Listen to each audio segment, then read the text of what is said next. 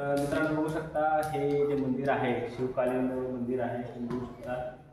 तर त्याची एक विशेष गोष्ट म्हणजे इथल्या गावकऱ्यांची संकल्पना आहे किंवा कोणी दुसऱ्याची संकल्पना आहे, पण त्यांनी एक मस्त नियोजन केले जे की प्रत्येक खांबावर कोणी ना कोणी त्यांचं नाव दिलेलं आहे, ज्यांनी खर्च केलेला असेल किंवा काही केलेलं असेल, हातभार लावलेला असेल, तर प्रत्येक खांबावर त्यांनी विशिष्ट प्रकारे वेगवेगळ्यांचं नाव दिलेलं आहे आणि खरंच खूप अत्यंत चांगली संकल्पना आहे जे की गावागावात वादविवाद होत असतात ते होणार, कारण प्रत्येकाचा हातभार लागणे हे सार्वजनिक स्थळ आहे।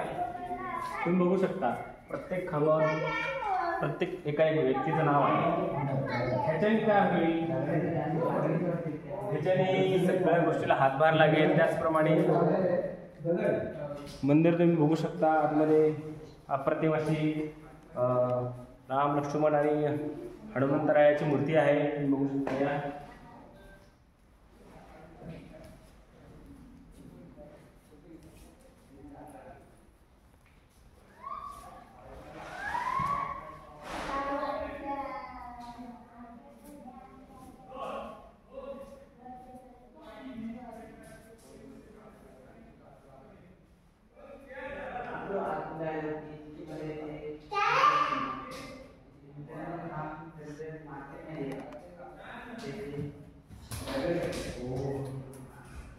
एका साईडला उभे राहा, जय जय जयकार माई एका साईडला उभे राहते।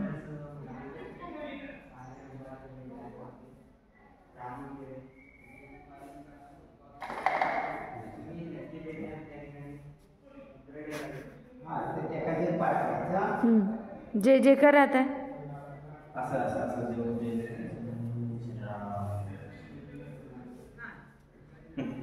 संस्कारी वर्ग आहे।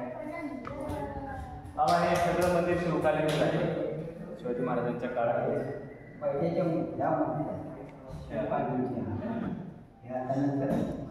विशेष गोष्ट म्हणजे जोपासून ठेवणं ही मोठी कला आहे, सांभाळून ठेवणं ही मोठी कला आहे।